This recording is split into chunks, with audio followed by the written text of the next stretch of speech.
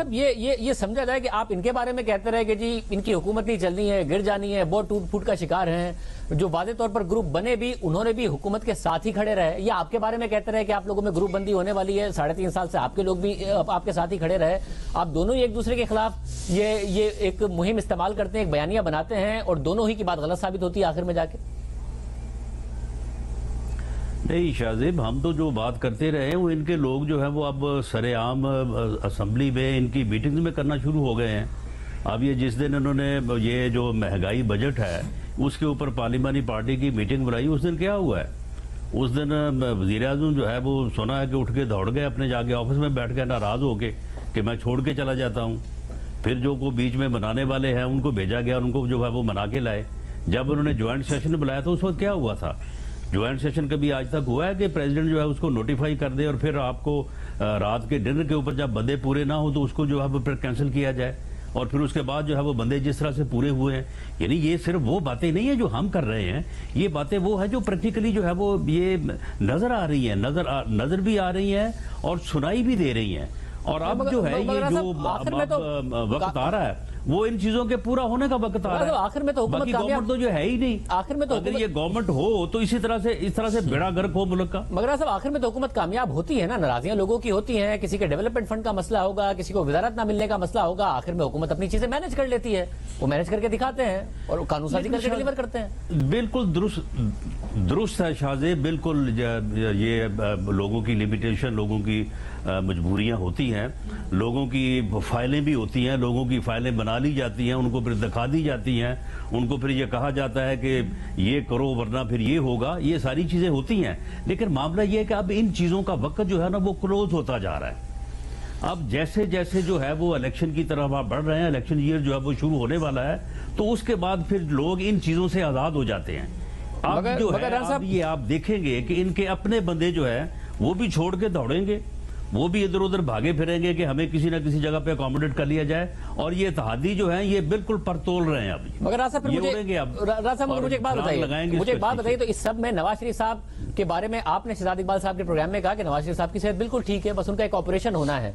अब ऐसा नहीं है कि 2 साल से बरतानिया में कोई ऑपरेशन ही नहीं हुए कोरोना की वजह से, हुकूमत को आप एक और बयानिया बनाने का मौका दे रहे हैं, वो आपके खिलाफ एक और बयानिया बना रही है। पंजाब का एक मेडिकल बोर्ड बनाया है, वो इनकी मेडिकल रिपोर्ट देखेगा और फिर उसके नतीजे में नवाज शरीफ साहब आएंगे या फिर शहबाज शरीफ साहब को नाअहल कराएंगे या खुद आएंगे, जब आप खुद कह रहे हैं कि उनकी सेहत ठीक है।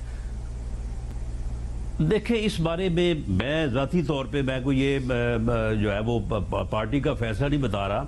मैं तो जाती तौर पे समझता हूं कि पार्टी से मियां नवाज शरीफ साहब जरूर मशवरा करेंगे। इससे पहले भी जब उन्होंने मशवरा किया, पार्टी ने अपनी जो है वो रिकमेंडेशन दी, लेकिन उनकी वापसी का फैसला अपनी सेहत से मुतल्लक और अपनी वापसी का फैसला वो खुद करेंगे।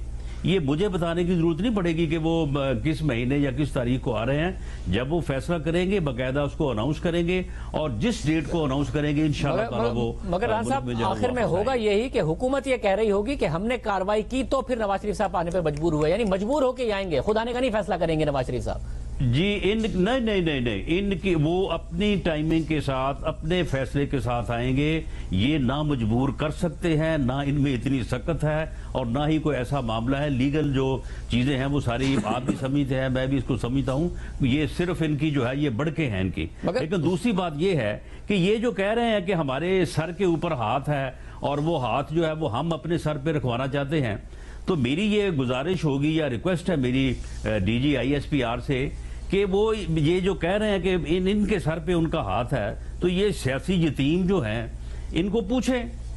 अगर सर पे हाथ है तो तब भी बता दें, अगर नहीं है तो वो इस बात की भी वजाहत कर दें। डील की जो उन्होंने वजाहत की है हम बिल्कुल उसको ऑनर करते हैं, ठीक है। हम समझते हैं कि उन्होंने जो बात की है वो दुरुस्त है और कोई डील जो है वो नहीं हो रही, ना ही हम कोई डील चाहते हैं, ना हम इस किसी गुफ्तगू पे शामिल हैं। लेकिन ये जो सियासी यतीम जो हैं ये कह रहे हैं जी हमारे सर पे हाथ है और हमारे ऊपर इल्जाम लगा रहे हैं कि हम उस हाथ को खींच के अपने सर पे रखना चाहते हैं। तो इन सियासी यतीमों का तो जो मामला है इसको तो जरा थोड़ा क्लियर करना चाहिए, मैं समझता हूं। फरूख साहब, क्योंकि आपकी पार्टी का ये बयानिया रहा है 2 साल से कि नवाज शरीफ साहब फ्रॉड करके गए थे, जाली रिपोर्ट्स के तहत गए थे। अब जो मेडिकल बोर्ड बना है वो इस बात की भी तहकीकात कर रहा है कि जो रिपोर्ट थी जिसके नतीजे में वो बाहर गए थे वो जाली थी या वो जेन्युइन थी, या सिर्फ और सिर्फ नवाज शरीफ साहब ने जो लंदन से रिपोर्ट भेजी है उन्हीं की तहकीकात कर रहा है। देखिए, बात यह है कि नवाज शरीफ साहब ने सारी जिंदगी जो है वो झूठ और फ्रॉड के ऊपर सियासत की है, और बुनियादी तौर के ऊपर जो इनका ये बाहर जाने वाला मामला भी है, उसको जहां पर वो जिस मुल्क में है, जहां पर वो कहते हैं कि मैं सो कॉल्ड नाम निहाद अपना इलाज करवा रहा हूं, ऑपरेशन करवाना है, उसका होम ऑफिस ही उन रिपोर्टों को कबूल नहीं कर रहा। नवाज शरीफ की वीजा एक्सटेंशन की दरखास्त तो मुस्तरद कर दी जी, यही वजह है कि इनको रिव्यू में जाना पड़ा। जब बरतानिया के इदारे ही जो है वो उनकी वहां पर मेडिकल रिपोर्ट्स को तस्लीम नहीं कर रहे, उसकी बुनियाद के ऊपर जो है वो उनका स्टे एक्सटेंड नहीं किया उन्होंने, इनको रिव्यू जाना पड़ा। तो यहाँ हम भी हक बजाने पे कि वो मेडिकल रिपोर्टें लाएं ना, दिखाएं। जहां 50 रुपए के स्टाम्प पेपर के ऊपर हमने तो 7 अरब का सिक्योरिटी बॉन्ड मांगा था ना, चले वो 7 अरब रुपए आज पड़ा होता, नवाज शरीफ ना ऑनर कर रहे होते तो वो सरकार की जेब में तो चला जाता और खजाने में चला जाता, कोई गरीब आदमी के ऊपर लग जाता। मुझे ये बताइए ना कि अगर उसको भी चैलेंज आप अगर 2 साल में कार्रवाई कर लेते, बोर्ड उसको रिव्यू करेगा। मगर आप 2 साल पहले में कार्रवाई कर लेते, बार बार जब आप दावे कर रहे थे, तो फिर शहबाज शरीफ साहब के खिलाफ पहले भी कार्रवाई हो सकती थी, मगर आप भी लेट हुए हैं ना। मगर अब मुझे सिर्फ ये बता दें कि शहबाज गिल साहब ने ट्वीट किया कि नवाज शरीफ की जाली झूठी बीमारी की रिपोर्ट्स पर मेडिकल बोर्ड बना दिया गया है। इंशाल्लाह अब तफ्तीश हो जाएगी कि नवाज शरीफ को जाली रिपोर्ट्स बनवाकर देने में किस किस का इस्तेमाल किया गया, किस चीज का खून इस्तेमाल हुआ प्लेटलेट्स को जाली तरीके से नीचे दिखाने के लिए। अगर वो नवाज का खून नहीं था तो किसका था? यानी कि इस चीज की भी तहकीक हो रही है, क्योंकि आप 2 साल से कहते रहे वो जाली रिपोर्ट्स थी, कि ये मेडिकल बोर्ड इस बात की भी तहकीकात कर रहा है या नहीं कर रहा है?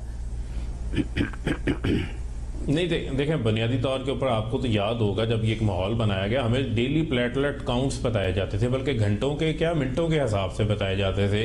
और डॉक्टर अदनान साहब उस वक्त एक बड़े फेमस किरदार थे, वो हर वक्त टीवी के ऊपर मौजूद होते थे। लेकिन डॉक्टर यास्मीन राशिद साहब भी तस्दीक करती थी पाकिस्तान वापस आ गए हैं, मियां साहब वापस नहीं आए। मगर उसकी फिर तहकीकात करें ना, अगर वो झूठ होता था, अगर वो सब झूठ था तो उसकी तहकीकात मुझे सिर्फ ये बता दें मेडिकल बोर्ड कर रहा है या नहीं कर रहा? क्योंकि शहबाज गिल साहब ने ये ट्वीट किया 14 जनवरी को। हमारा जी देखें शाहजेब, जो हमारा मेन जो मुतमन्ना नज़र है वो ये है कि नवाज शरीफ को पाकिस्तान लाया जाए, पाकिस्तान की अदालतों से, जुडिशल कस्टडी से वो बाहर निकल के गए, इलाज की गर्ज से इन्हीं अदालतों ने उनकी सजाएं भी बहाल कर दी। मगर फरूख साहब, मैं सिर्फ देखें, आपने कहा कि अदालतों से झूठ बोल के गए थे, अब ये वजीर आजम ने और एब्सकॉन्डर हैं। मगर आपने लोगों ने कहा था कि अदालतों से झूठ बोल के गए थे, ये रिपोर्ट्स भी जाली थी। शहबाज गिल साहब ने कल ट्वीट किया हुआ है, 14 को ट्वीट किया हुआ है कि जी इसकी भी तहकीकात होगी। मगर अटॉर्नी जनरल, क्योंकि ये फैसला काबीना ने किया था जी, उन मेडिकल रिपोर्ट्स के साथ बाद में पंजाब हुकूमत ने भी जो है वो एग्री नहीं किया और उन्होंने अपनी रिपोर्ट इस्लामाबाद हाई कोर्ट में जमा करवा दी थी। जो इनकी बेल एक्सटेंशन का मामला पंजाब हुकूमत को एक्सटेंड किया गया था, फरूख साहब देखें, वो उन्होंने रिपोर्ट जमा करवा दी। ये बात क्योंकि फवाद चौधरी साहब ने की थी कि वो रिपोर्ट जाली थी। देखें डॉक्टर यास्मीन राशिद साहबा ने क्या कहा था, वो अपनी रिपोर्ट्स पर कायम रही थी। देखिए उन्होंने क्या कहा था।